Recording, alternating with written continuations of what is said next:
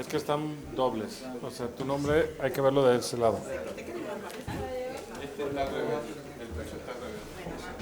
No, no, porque atrás vienen los de la tabla.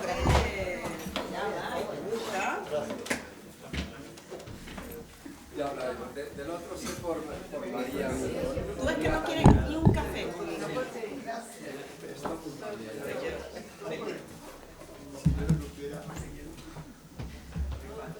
Esto me confunde. Yo soy yo. Buenas tardes.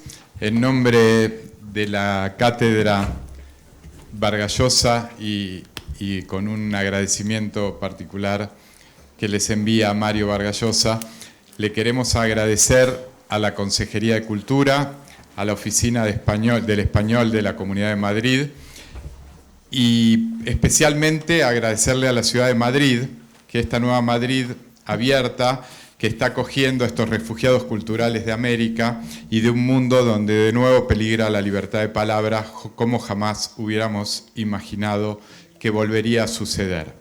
Y para que nos dirija unas palabras, quiero presentar al Director General de Patrimonio Cultural, Bartolomé González.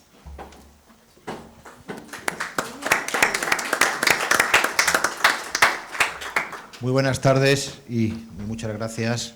Bienvenidos a este Complejo del Águila, sede de la Biblioteca Regional y del Archivo Regional de la Comunidad de Madrid. Para nosotros es un honor y un placer recibiros en esta casa, en este salón de actos, lugar de encuentro, lugar de debate y lugar de libertad.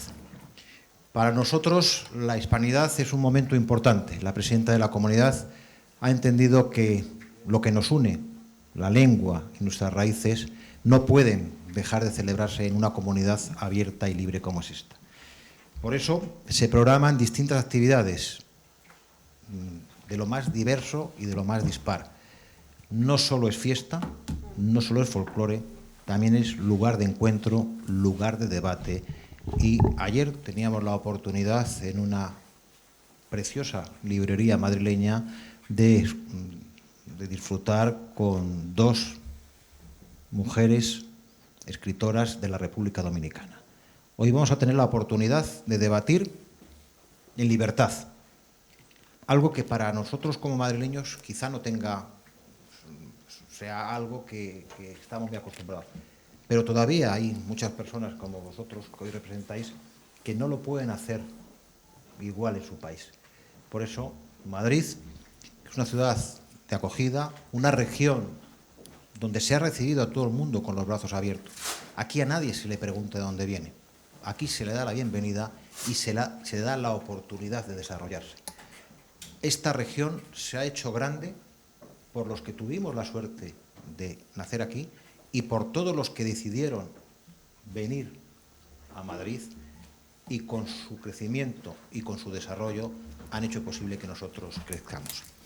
Pero ahora el Festival de la Hispanidad es un homenaje a esa pequeña América que hoy representáis, que hoy conquista Madrid y que es exponente de nuestro singular mundo cultural de ida y vuelta. Rutas de barcos que llevan hallazgos, ideas, letras, compases y melodías en sus bodegas, contagiándose y tejiendo sobre el océano un universo de emociones y culturas mestizas. Pero la hispanidad es también el reconocimiento de que una pléyade de talento y cultura que está cambiando el color, los ritmos y el espíritu de nuestro Madrid. Es también expresión del dolor de la expatriación que la familia de Sergio Ramírez, trágicamente separada por la tiranía, ejemplifica como pocas.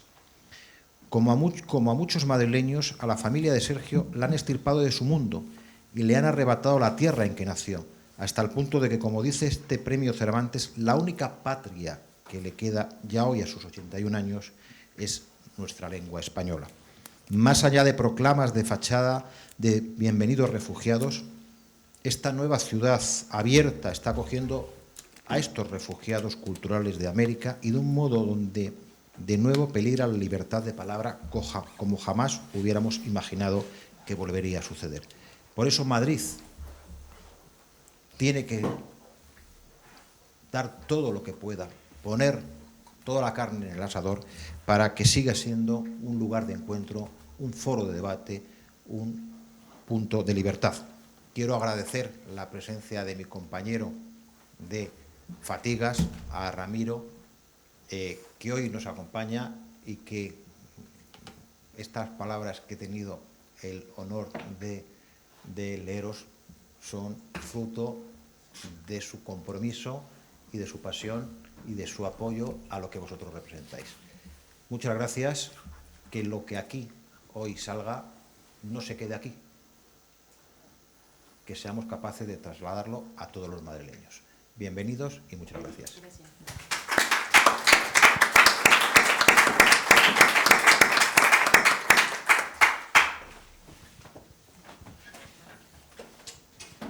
Muchísimas gracias y también agradezco particularmente a la Oficina del Español que organiza este Festival de la Hispanidad. Esta actividad está incluida en el Festival de la Hispanidad, que por cierto tiene una programación enorme y muy interesante. Y empezamos con la charla. Quiero presentar a la moderadora Claudia Neira, de Centro América Cuenta, de Nicaragua. El tema es el bache americano y su efecto en un nuevo Madrid. Están Ricardo Cayuela, que es un escritor de México, Jorge Eduardo Benavides, que está llegando, que se va a incorporar, recién hablamos con él por teléfono y está llegando, así que se suma, Karina Sainz Borgo, escritora y periodista de Venezuela, y Víctor Núñez Jaime, periodista de México.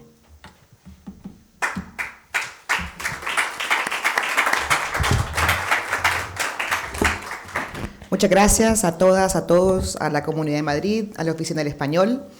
Yo soy Claudia Neira Bermúdez, directora de Centroamérica Cuenta, festival que preside Sergio Ramírez. Gracias, Bartolomé, por mencionar a Sergio y por las palabras que has dicho de él. Bueno, todos venimos a Madrid y todos, la gran mayoría probablemente llegamos a Barajas con una maleta y otra maleta enorme llena de sueños de incertidumbre, porque tampoco, en mi caso, tampoco tenía claridad de cuánto tiempo iba a estar aquí y en qué condiciones iba a vivir acá. Y me encontré con una ciudad que no solamente te abraza, sino que también te arropa, y en donde la interculturalidad es cada vez más importante y la diversidad de acentos y de expresiones culturales cada vez es una ganancia, y no como cuando yo vine las primeras veces de niña, que tenías que fingir hablar con C para que la gente no te viera mal. Yo creo que ese es un Madrid distinto en el que vivimos hoy, en el que tenemos la suerte de interactuar y de estar aquí hablando con ustedes. Solamente quisiera una pregunta técnica. ¿Cuánto tiempo tenemos para este conversatorio, esta primera mesa? 1 hora. Vale, perfecto. Estoy aquí muy bien arropada con una muestra bastante diversa de lo que es Latinoamérica, hoy en día Hispanoamérica. Tenemos a Karina, que todos sabemos venezolana, que hoy en día también está totalmente inserta dentro de la vida laboral y cultural española. Trabaja, no solamente es una excelente escritora y ha sido publicada y ha ganado merecedores premios y traducida a diversos idiomas, sino también trabaja en la sección cultural del periódico del ABC. Tenemos también a Ricardo Cayuela, que ha sido un editor que ha tenido relación con España en 2 tandas. Ya nos va a contar cuáles fueron los 2 momentos, pero su hito clave fue cuando vino acá en el del 2001 al 2006 y fue el fundador y el primer editor de Letras Libres, que es esta publicación mexicana que sigue haciéndose desde España. Y también tenemos a Víctor Núñez Jaime, periodista que ha sido uno de los ganadores del concurso de la Cátedra Vargas Llosa y que casualmente ganó el último premio por un reportaje sobre Sergio Ramírez viviendo en el exilio. Y en algún momento aparecerá, tuvimos un lío de complicación de tiempo, Jorge Eduardo Benavides, peruano, que tiene bastante tiempo ya de vivir en España y que también vamos a hablar más adelante de la obra de todos ellos y cómo España es un escenario permanente en su trabajo literario y cómo también España o diferentes Españas aparecen en diferentes de sus novelas y de sus obras. Entonces, si les parece, vamos a comenzar hablando con Karina. ¿Por qué Madrid? Gracias, Claudia. Buenas tardes a todos, gracias a Ramiro por... ¿Se oye, verdad? Sí, bueno, por la invitación y me apetece esta mesa muchísimo. ¿Por qué Madrid? Mira, el 12 de octubre de este año cumplo 17 años en esta maravillosa ciudad. Bueno, porque no era Caracas, probablemente. Yo no... Mira, llegó Benavides. Jorge, Benavides, ven. Disculpen, que no tenía aviso de que era a las 7.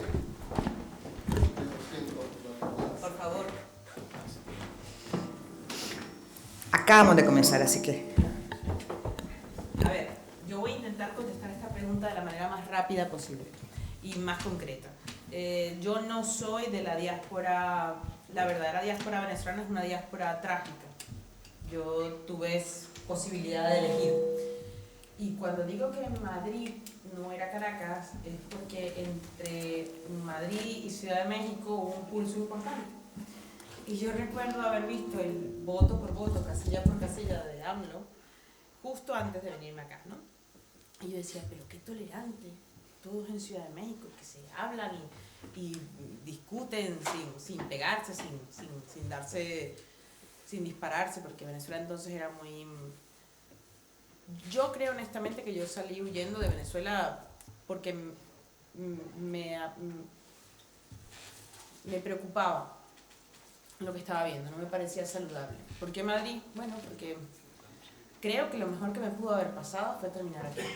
Porque las otras dos opciones eran estar en Nueva York estudiando para ser comisario de exposiciones, que es una profesión maravillosa, pero que tiene otros mimbres, ¿no? Y bueno, Madrid era el lugar adecuado. Además, mis circunstancias personales me trajeron aquí, me casé con un español, que eso siempre es, los afectos siempre te mueven. Pero aquello fracasó estrepitosamente y yo me quedé en Madrid. Nunca me he movido de Madrid, siempre digo que Madrid es la relación más larga que tengo y donde encuentro la mayor paz posible. Porque hay una cosa que describió Sergio Ramírez el otro día en su pregón de la hispanidad, que yo creo que es completamente cierto. Madrid siempre ha sido y creo que será una puerta donde entramos todos, una puerta cultural. Por aquí estuvo Rubén Darío, Onetti, Borges, y esa sensación que describía Sergio, ¿no? Que realmente es la lengua, tú vienes por la lengua.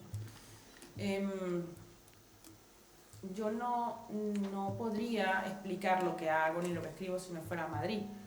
Mi primera novela es justamente una mujer que está desesperada por llegar a Madrid.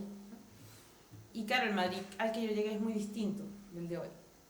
Siempre me pareció una ciudad abierta, siempre me pareció una ciudad como una pequeña villa, ¿no? Que es grande, pero es una villa, ¿no? La gente te conoce, te pregunta. Nunca he sentido frialdad, como si lo he sentido en otros sitios. Pero Madrid honestamente es, para mí, el lugar donde estuvo Rufino Blanco Fombona, era un exilado del siglo XX venezolano de Gómez.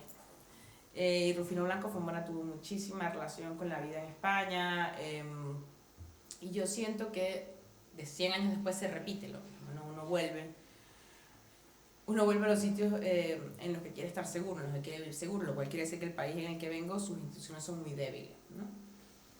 Entonces, no sabría qué decirte. Yo, a día de hoy a mí me cuesta un poco hablar de esto. O sea, todavía me cuesta decir porque estoy aquí, ya no sé si soy de allá, no sé si soy de aquí, no sé si soy de alguna parte, no sé dónde quiero que me entierren, no sé nada de esas cosas, no tengo ni idea.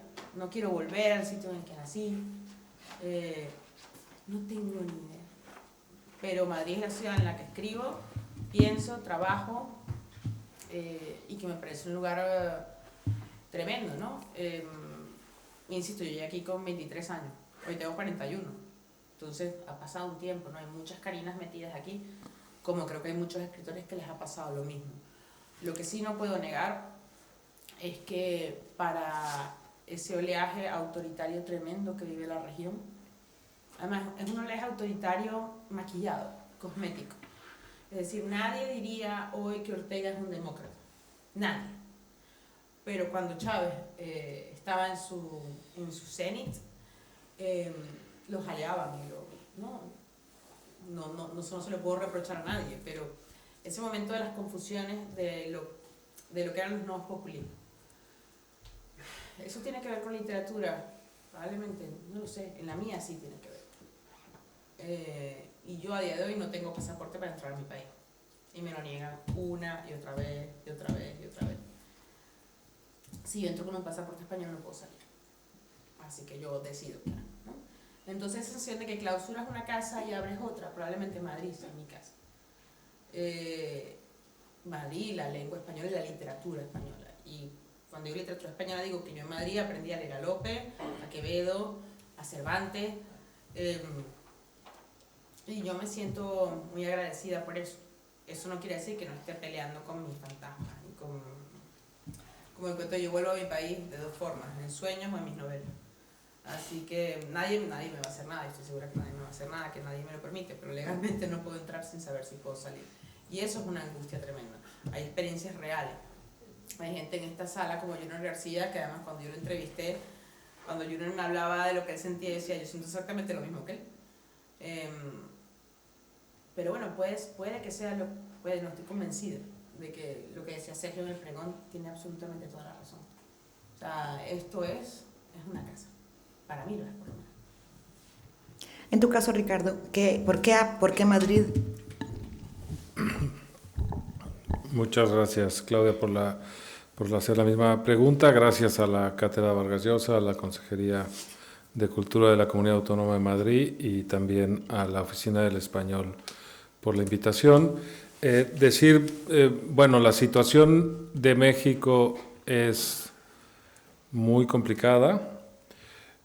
Porque tenemos a alguien que llegó en buena lid democrática al poder y sin embargo está intentando por todos los medios transformar un régimen democrático en un régimen autoritario, una especie de regreso a la peor versión del PRI del pasado, ¿no? Y eso está tensionando muchos de los resortes de la vida económica, cultural y política de México, pero desde luego, lo primero, yo no soy un exiliado, yo no soy un refugiado, ni muchísimo menos, y me sentiría muy incómodo usando un ropaje que no me corresponde, ¿no? Porque hay mucha gente que sufre de verdad en esta sala, como ya dijo Karina, que su situación es muchísimo más delicada en el origen, como Junior García, y me sentiría pues, simplemente un impostor si yo pudiera compararme con esa situación, ¿no? Entonces mi decisión de vivir en Madrid está propiciada por el clima incómodo de México, pero yo podría vivir tranquilamente en mi país, entrar y salir, etcétera, ¿no? De hecho, creo que México tiene muchas salvaguardas que hacen que no se haya precipitado en el abismo como otros países latinoamericanos, no por voluntad del presidente López Obrador, que tiene esta pulsión autoritaria, pero sí por la situación geográfica del país, frontera con Estados Unidos, atado al engranaje económico de Estados Unidos a través del Tratado de Libre Comercio, es parte de la cadena de suministro de Estados Unidos. Solo México exporta al año a Estados Unidos más que todo el resto de América Latina, incluido Brasil, al resto del mundo. Entonces, claro, eso hace una situación en términos económicos, estabilidad cambiaria, control inflacionario muy distinto. Y luego México tiene en su Constitución de 1917, vigente hasta el día de hoy, por más que el presidente López Obrador haya querido cambiarla, una cláusula clave que es la no reelección. Entonces, esta cláusula que está asociada a la cultura política del país le ha impedido tener legitimidad para modificar la Constitución o para intentar reelegirse, ¿no? Entonces, su instinto y su intento de perpetuación en el poder es por interpósita persona, pero desde luego el poder que se hereda no es el poder que se retiene, y cualquier teórico del poder lo sabe, que el día siguiente, si ganara su candidato, su imagen y su capacidad de maniobra se reduce, porque además México es un país presidencialista, es jefe de partido el que gana, porque gana un partido con un voto, es un régimen no legislativo, y hay un poder presidencial que gana el que tenga un voto más que los otros. Entonces siempre es el cabeza de un partido, presidente de un gobierno y jefe del Estado.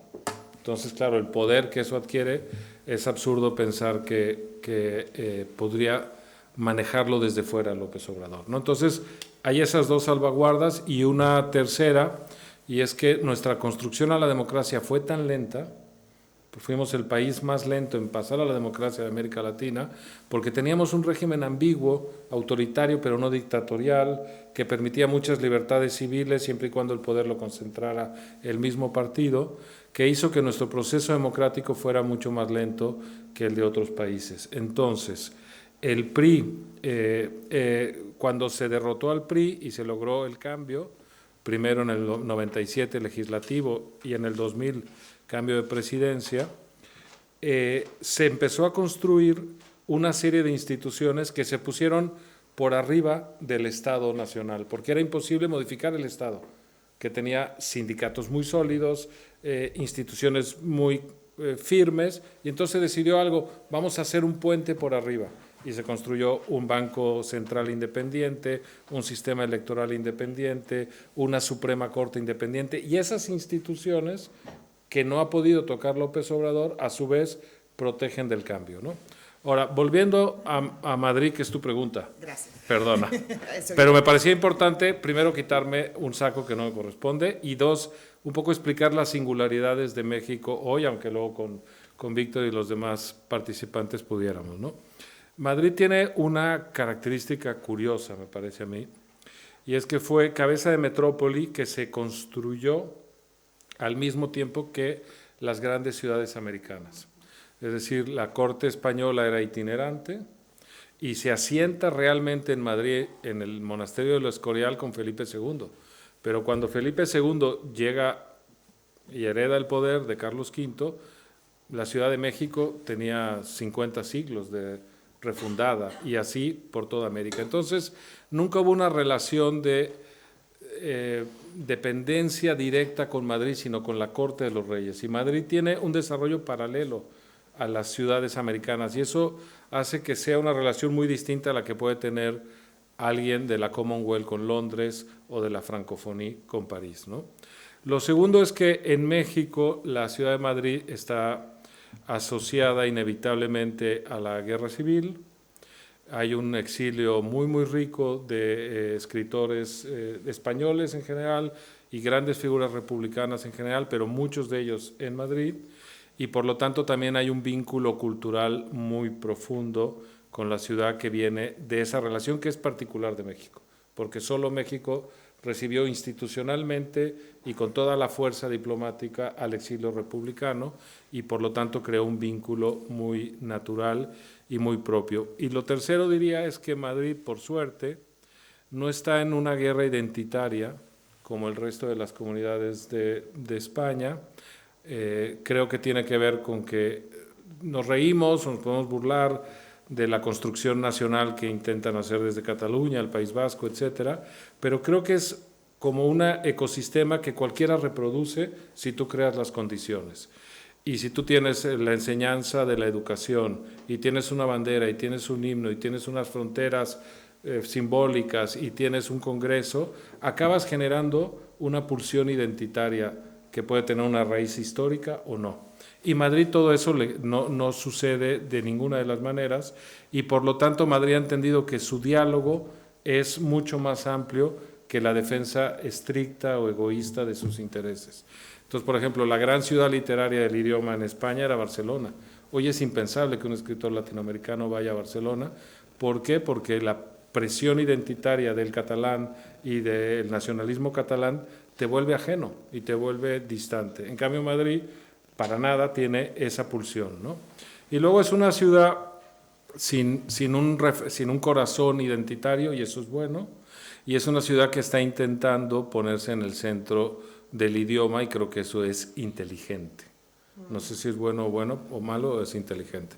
Y si quieres, en una segunda ronda hablo de mi caso concreto, ¿no?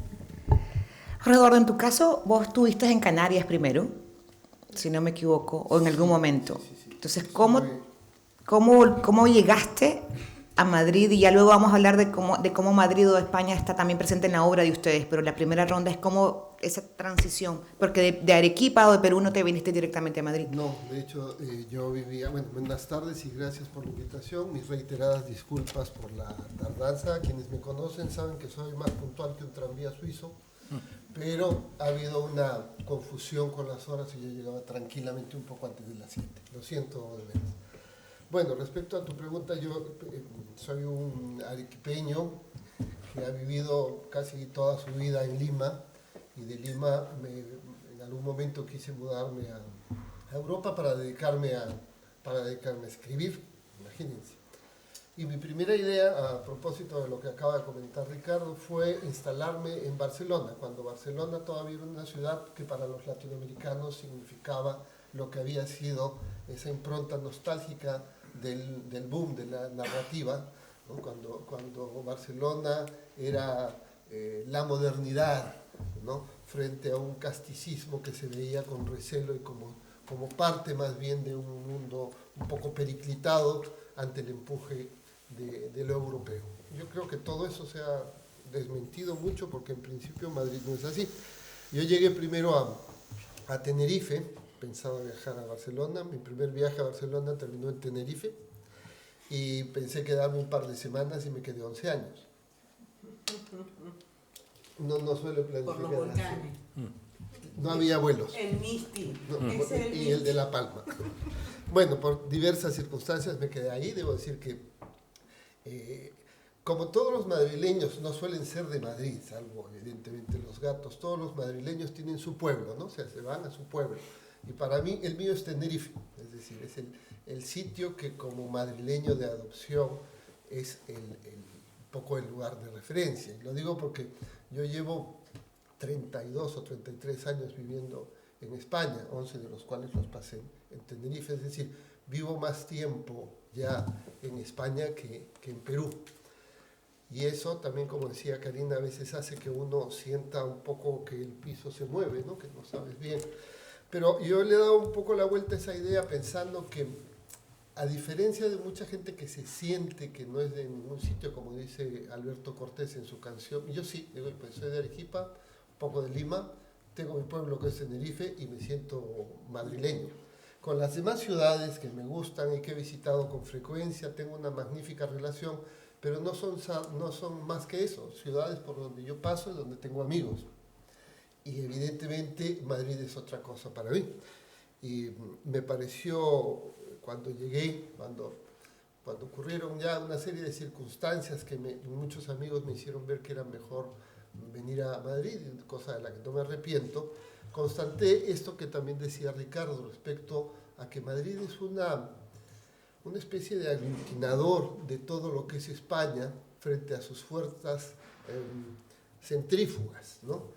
En Madrid uno no tiene necesidad, como en mayor o menor medida tiene en otras provincias, de cuando está de paso tener que halagar algún baile, algún tipo de chorizo, un vino especial o un chiringuito maravilloso. Porque los madrileños, si hablan de su catedral, solo es para hablar peste. Las conversaciones de los madrileños tienen que ver con una cosa que es muy generosa, que es que te dicen siempre, si tú dices que has comido una buena tortilla, te dicen, no, yo te voy a llevar al mejor sitio donde vas a comer una tortilla que tú todavía no conoces. Y la otra es por dónde llegas a algún sitio. ¿Por dónde va? No, es que yo cojo el M30 hasta aquí y doy la vuelta allá. Porque es una ciudad abierta, es una ciudad que se fija mucho en que está hecha por gentes, como siempre ha sido, por sucesivas oleadas migratorias, primero de españoles y después de latinoamericanos y después de europeos del este y de todos sitios, que se integran con mucha facilidad. Yo creo que eso en estos momentos es un grandísimo valor para una ciudad como Madrid, para un país como España, que requiere precisamente que nos sintamos, como decía Ortega y Gasset, esta idea de que la patria es una empresa común, ¿no? Es una patria constitucional, que nos puede hacer sentir a quienes no hemos nacido aquí, que somos de aquí, y que no hay ningún problema con eso. Eso es lo que yo sentí y siento cada vez más con Madrid. Además tengo la suerte de vivir en un barrio céntrico, un barrio antiguo, con lo cual la sensación todavía es mayor. Y de hecho, como te comentaba Claudia, muchas de mis novelas están ambientadas en Madrid, tanto en el actual como en el Madrid del siglo XIX. De manera que, un poco por circunstancias, me vi afincado en esta ciudad y siento que es una de las mejores cosas que me ha ocurrido. Después de tanto tiempo me siento cada vez más cómodo en una ciudad abierta, tolerable y de todos. En tu caso, Víctor, que sos, yo diría, el más joven y que no pudieras haber vivido aquí tanto tiempo como Jorge Eduardo, probablemente. Bueno, ya tengo 14 años. Ah, bueno, pero entonces diríamos en Nicaragua eso es un comeaños. Pero claro, pero ¿qué edad llegaste? Pues a los 20, a los 20. ¿Y qué edad tienes tú? 34. Ah, bueno, Bueno, no, tampoco que tanto. es bastante, perdón, ¿no? Es bastante tiempo. Bueno, buenas tardes a todos y gracias a la cátedra, que ya es como otra casa para mí, otra casa que nos arropa aquí en Madrid. Y a esta biblioteca, porque ahora contaré que la red de bibliotecas de esta ciudad es una de las razones por las que yo sigo aquí.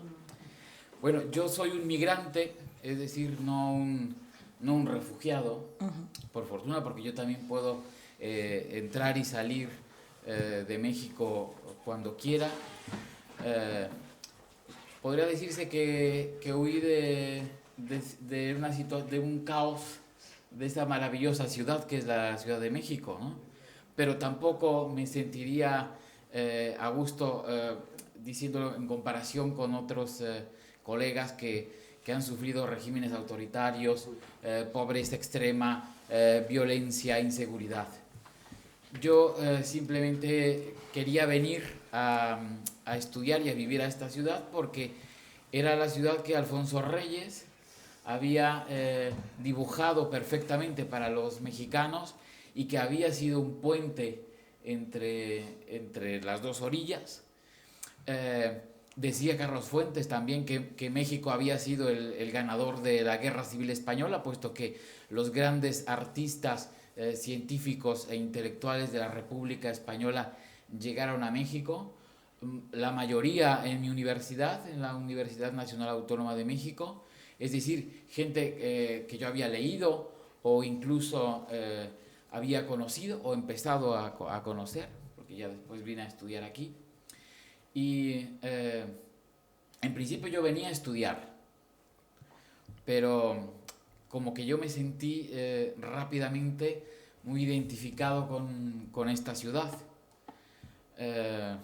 porque para mí es muy pequeña, porque para mí tiene muy poquita gente, porque la forma de ser y la comida y el día a día es muy similar a la mía, porque España y México son hermanos carnales, quizá los más parecidos, quizá por eso México se llamaba la Nueva España antes de llamarse México.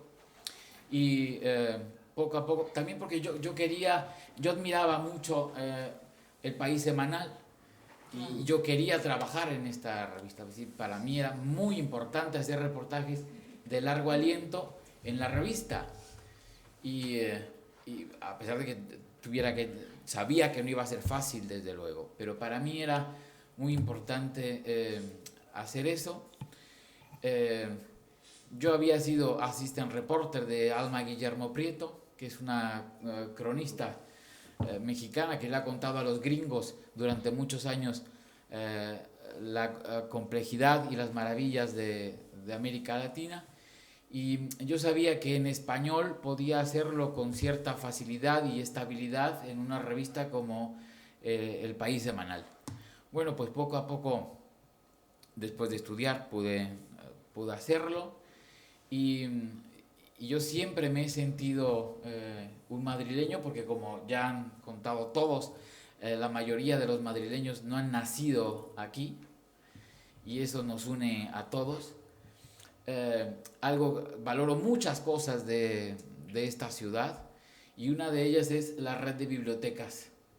Para mí, que soy un ratón de biblioteca, es muy importante tener a mi disposición una serie de documentos audiovisuales o los maravillosos libros que tienen a mi disposición.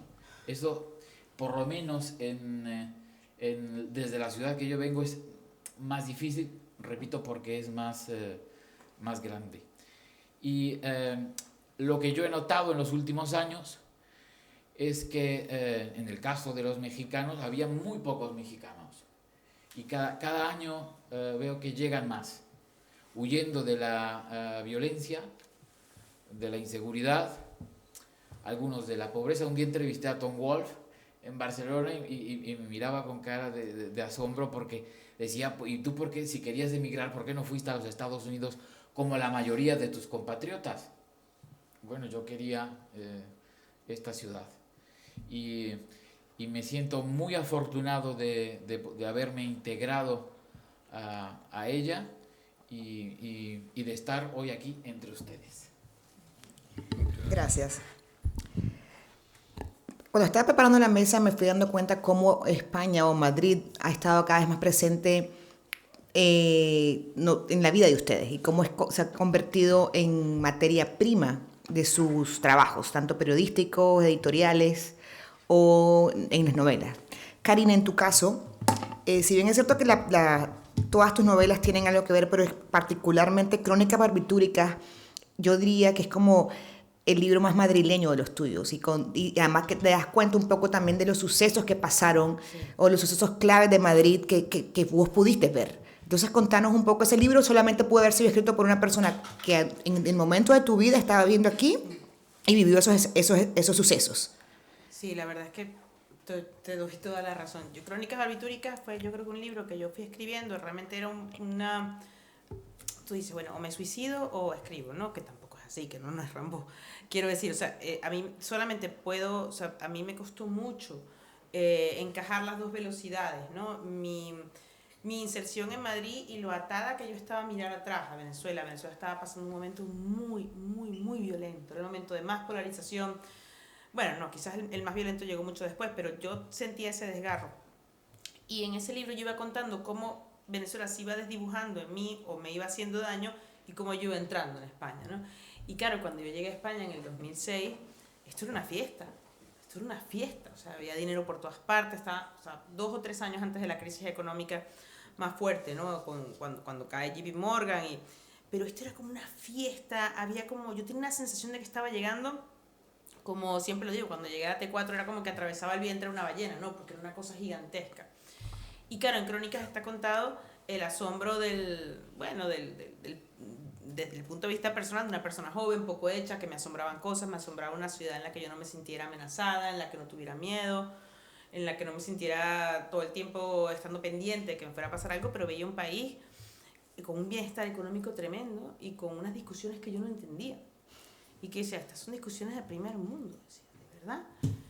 A medida que fue pasando el tiempo y las crónicas van avanzando, voy viendo como, o sea, yo sentía que me iba despegando de Venezuela o iba convirtiendo eso en un tema enconado y cómo iba entrando más en España y cómo iba entendiendo más España. Que por eso yo siempre digo que mi relación con España es una relación, me la he ganado a pulso, de verdad que me la he ganado a pulso, porque cuando yo llegué estaba el plan Ibarretxe. Y mira dónde estamos hoy, no en la amnistía. Ha sido un proceso muy interesante de poder poner por escrito cosas para poder comprenderlas. Era sentarme a leer a Ortega, sentarme a leer a Sorín, sentarme a leer a Pla, digerirlo y entenderme con el entorno en el que estaba. Y a mí, honestamente, España me parece el gran sitio, que es lo que tú decías, ¿no? Hay una biblioteca física, donde tú vas, pero hay una biblioteca conceptual, donde yo sentía una sensación de que yo obtenía respuestas y que a medida que iba buscando en España iba encontrando respuestas a mis problemas. O sea, yo encontré respuestas en la España del 36, como encontré respuestas en Austria de los 30. O sea, España fue mi gran puerta abierta hacia Europa. Que yo no quiero hablar por nadie, pero en el caso venezolano nosotros teníamos una relación, por supuesto, con Europa y con España, pero quizás no la leímos siempre desde nuestra poltrona petrolera, donde el progreso sería eterno, ¿no? Y nunca nos íbamos a ver amenazados por nada, nos veríamos amenazados por nada. Pero sí, Crónicas además tiene episodios tristes, no tristes, o sea, tiene episodios como un ciudadano al que no le pasa la tarjeta de débito, de crédito, porque no están autorizados las divisas, que eso es frívolo, frente al montón de muchachos y muchachas que están pedaleando como descosidos para entregar comida y vivir, que el trabajo no desmerece a nadie, pero a mí siempre me pasa esta sensación de la revolución como algo fallido, ¿no?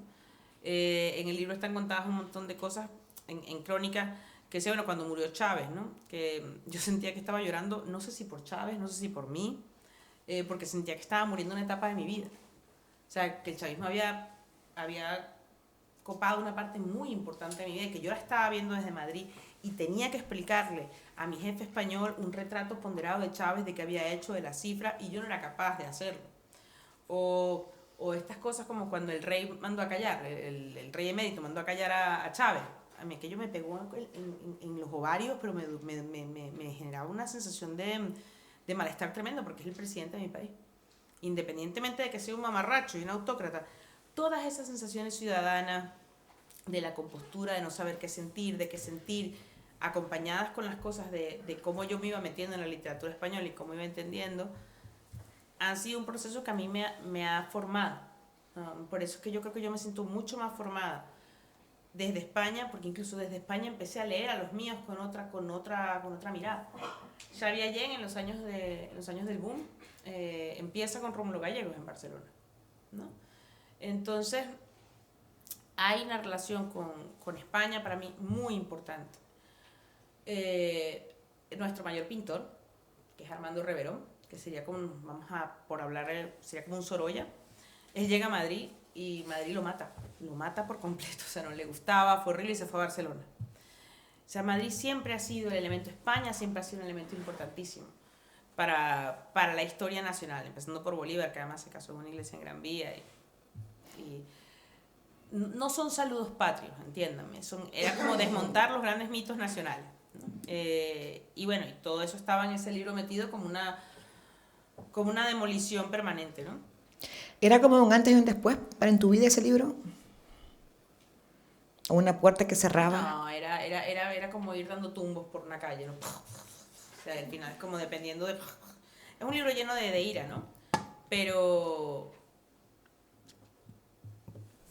sí, yo quiero mucho ese libro, la verdad. Lo quiero un montón, porque si no, no habría entendido dónde estaba, ni dónde estaba parada. De verdad que no lo habría entendido.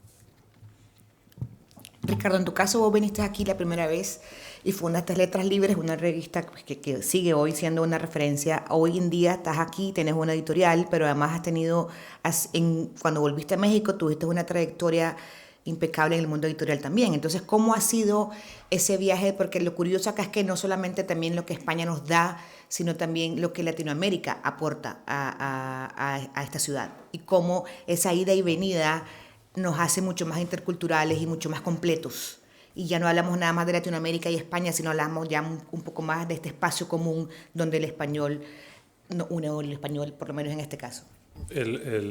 Me parece muy interesante cómo planteas tu pregunta, Claudia. Letras Libres es una revista que fundó en la Ciudad de México Enrique Krause, y es una revista heredera de Vuelta de Octavio Paz. Es decir, la gente que hacía Vuelta junto a Octavio Paz, a la muerte de Paz se dio cuenta que no podía seguir llamándose igual la revista porque estaba demasiado vinculada a la obra y al pensamiento de Paz, y se decide fundar una revista con ese espíritu, pero sin tomar un nombre que habría que ganarse ser heredero de Vuelta de Octavio Paz, ¿no? Y nosotros cuando decidimos, yo trabajaba desde la fundación de Letras Libres con Enrique, pensamos que era justo y necesario cerrar la pinza del diálogo entre América Latina y España. Por cierto, me gusta la sinécdote que se está armando en la mesa de confundir Madrid con España y España con Madrid, porque es algo que habla bien de esta ciudad, ¿no? ¿Cuál era esa pinza? En México, en esos años, la presencia española estaba totalmente consolidada. Las editoriales grandes españolas habían comprado pequeños sellos latinoamericanos o mexicanos. Uno podía conseguir la prensa diaria española en las calles de la Ciudad de México.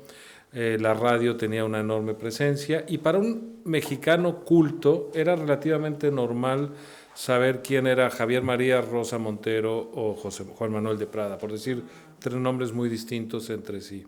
Pero ese diálogo, que enriquece enormemente a la Ciudad de México o al país mexicano, no tenía una reciprocidad. Es decir, que el español y el madrileño no tenían la misma capacidad de información sobre América Latina ni la misma sensibilidad para entenderlo. Y un poco el proyecto de Letras Libres era cerrar la pinza desde la capital de España. Es decir, nosotros les vamos a traer algo de lo más granado de la intelectualidad o del pensamiento mexicano y latinoamericano, pero porque queremos dialogar de tú a tú, y también queremos hacerlo desde España, ¿no?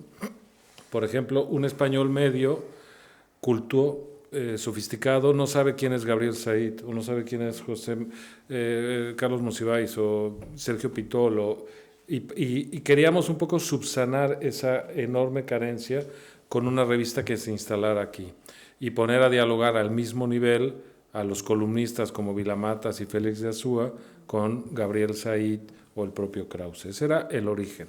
Pero una vez que nos instalamos aquí, también nos dimos cuenta que no teníamos ni que pedir permiso ni que pedir perdón por tener una postura sobre los hechos de España.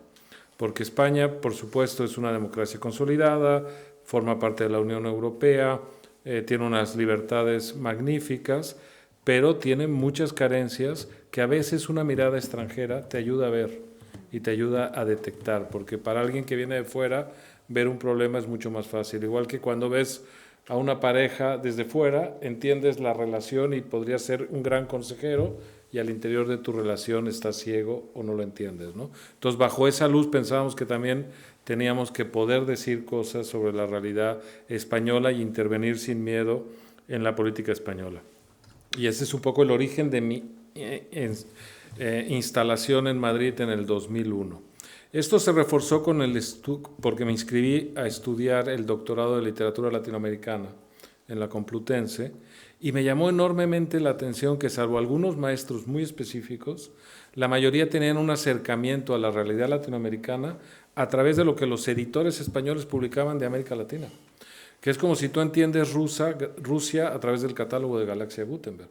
Digo, no está mal, pero no es la realidad, ¿no? Y no sabían lo sofisticado que es el continente latinoamericano, vacas sagradas, héroes, apóstatas, grupos culturales, suplementos editoriales, odios, intrigas, solo por hablar del mundo literario o cultural, ¿no? Y sus referentes eran los autores que publicaba Anagrama, pero estoy hablando de la academia. Entonces me parecía también una especie de escándalo que había que intentar combatir.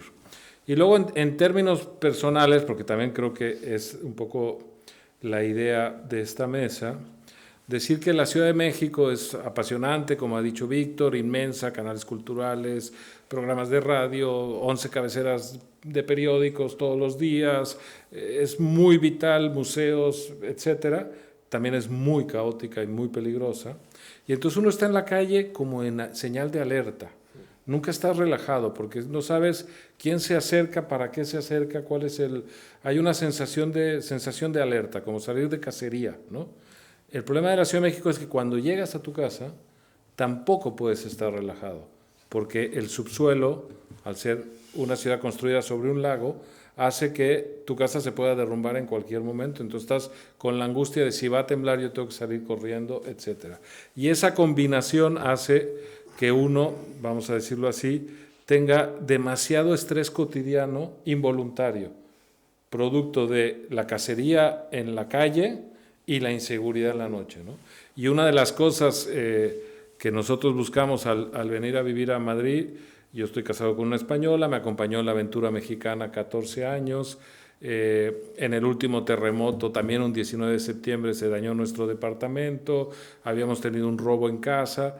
Hubo un punto que también me dijo, Ricardo, la aventura mexicana para mí está llegando a su fin, quizá nuestros hijos adolescentes merecen probar el diálogo del otro lado, ¿no? Entonces, perdón por mezclar dos posibles códigos de conversación en la mesa, pero me parecía interesante, ¿no? En tu caso, Jorge Eduardo, al menos 3 de tus novelas, había una que de ida y vuelta entre Arequipa y Madrid, pero las otras 2 son bastante marcadas.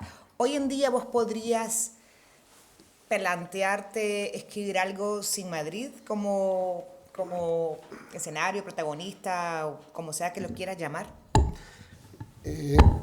Yo creo que sí, que podría planteármelo, pero ¿saben qué es lo que ocurre? Mis primeras novelas fueron novelas que yo escribí prácticamente aquí, en España, entre Tenerife, mi primera estancia, como les comentaba, y mi estancia madrileña.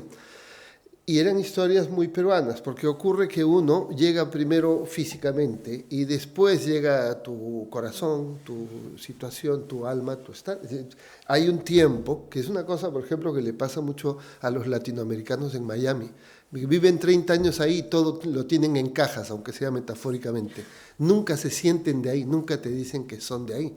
están de paso y se llevan mucho tiempo. En cambio, yo creo que la situación, cuando se trata del mismo idioma, quizás sea eso, entre otras cosas, hace que uno se acomode mejor en un territorio como el español, por lo de la seguridad, de lo que se ha hablado, ¿no? Que lo mencionamos frecuentemente, ¿no? Además, me decía la mujer de un diplomático peruano recién llegada, me decía, ¿qué sitios debo evitar en Madrid? ¿Cuáles son los peligrosos? Yo le decía, bueno, vamos a ver, pero necesitas que te lleven a ciertas horas, unos coches no recomendables, muy lejos, y a ver si tienes suerte de que realmente te pase algo. O sea, algo como lo que ella estaba pensando que podía ocurrirle en Lima, etcétera, ¿no? Esa sensación de seguridad también es un acomodo.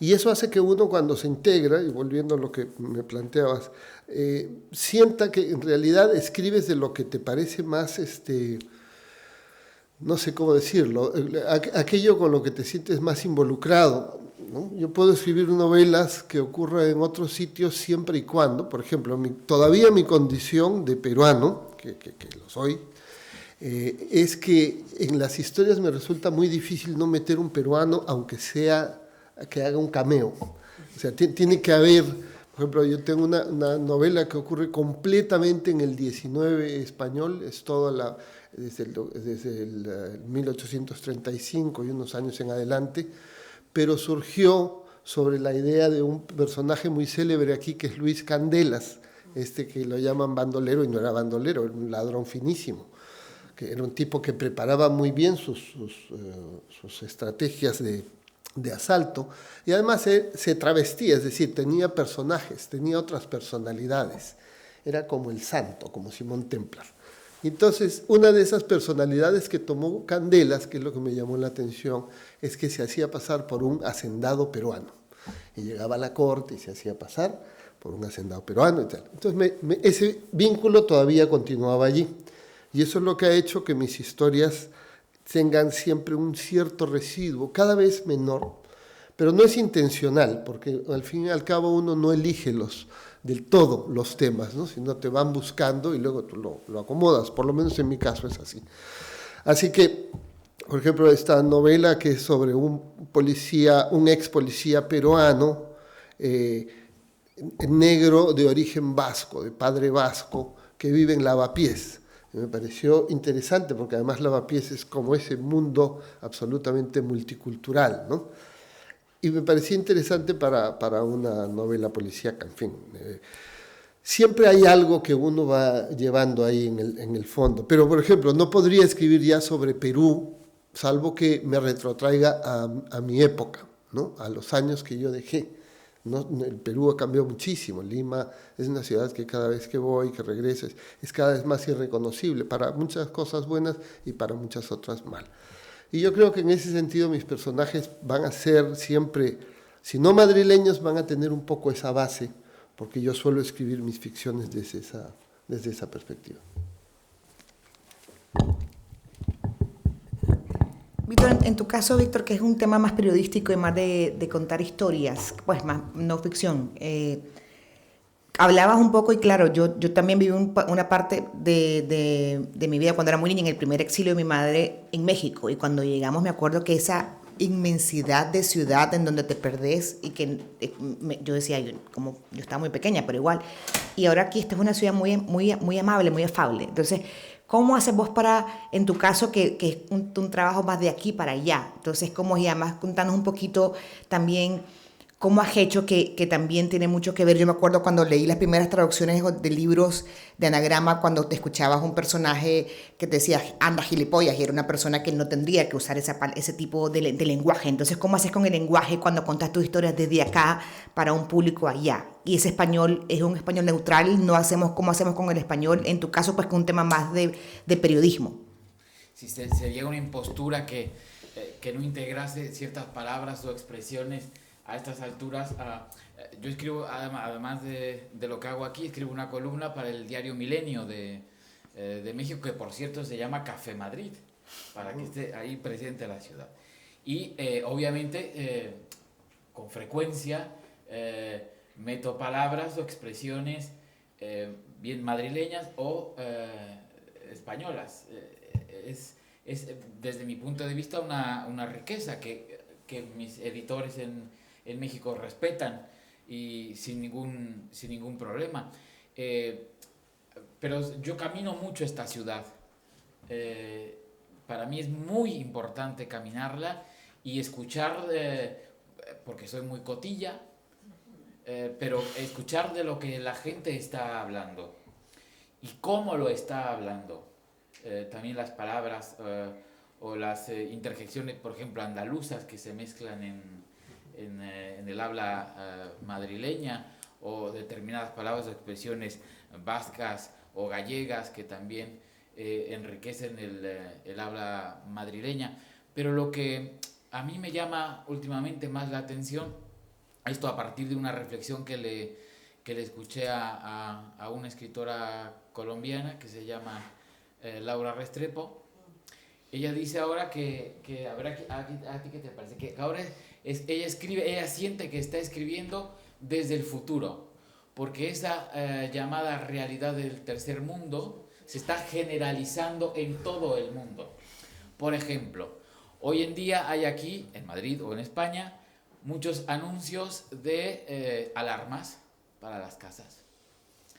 En las páginas de sucesos, o que en México llamamos nota roja, hay cada vez más páginas de sucesos en los periódicos o más reportajes en la televisión o en la radio.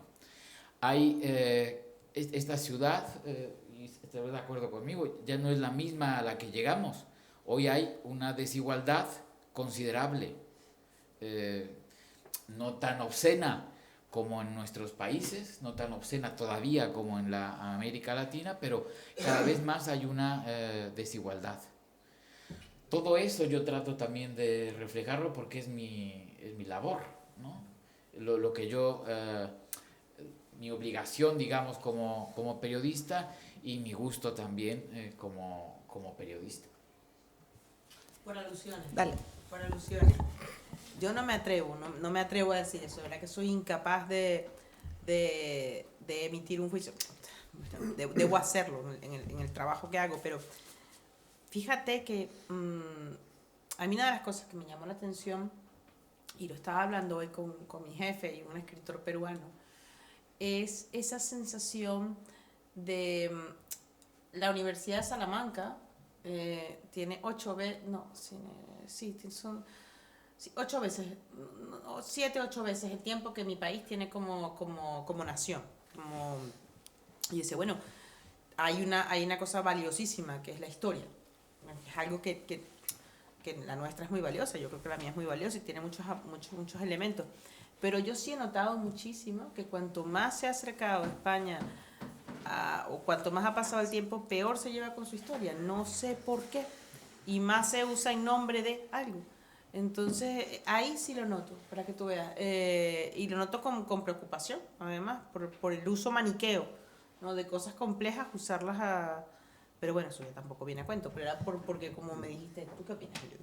Me siento invitada a opinar. Nos quedan 5 minutos y yo quisiera saber entonces qué opinan Jorge Eduardo y Ricardo de este tema, porque me parece que fue muy interesante este último punto que planteó Víctor, porque ya tenemos... Sí, respecto a la simbiosis del lenguaje, porque hay una cosa que ha planteado Víctor, que es eso, ¿no? Sí, a mí me parece siempre que... Ahora también ocurre que como tenemos unas, de hace 20 años atrás, unas tecnologías que han hecho que el mundo sea mucho más permeable, yo me encuentro con que en Perú se ven infinidad de series españolas y en fin, y entonces he encontrado con que hay una serie de términos que antes no se utilizaban en el país, y cuando yo he llegado digo, ¿de dónde me salen con tanta mala leche? Quiero decir, cuando lo dicen, ¿no?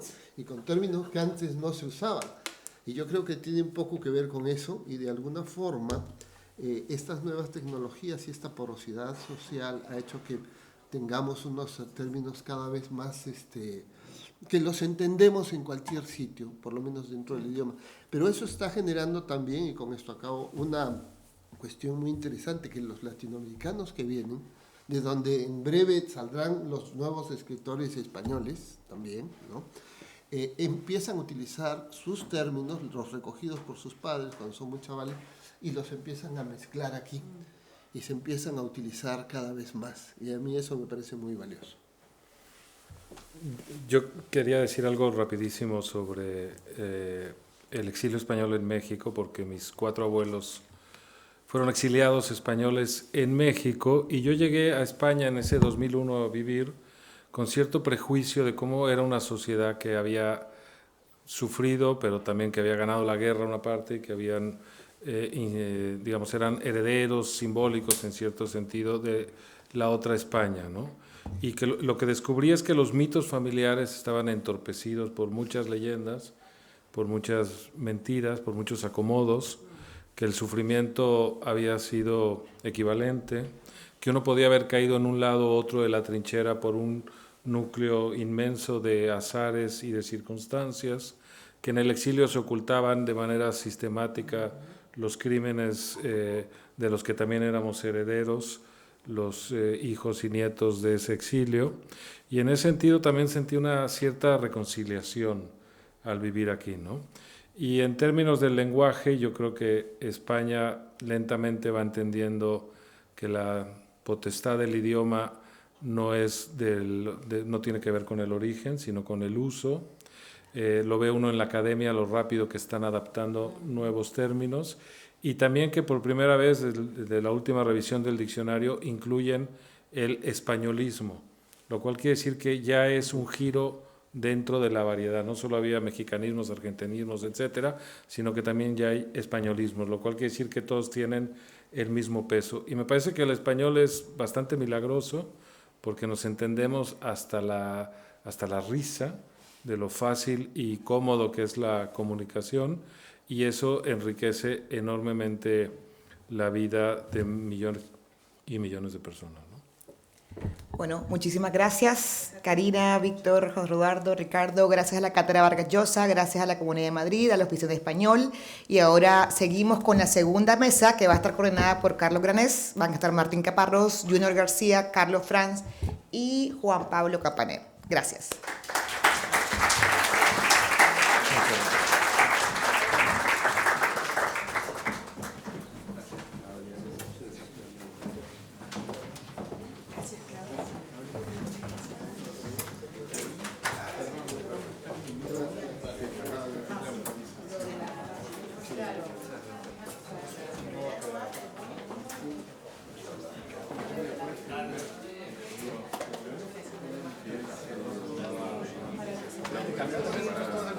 Sí.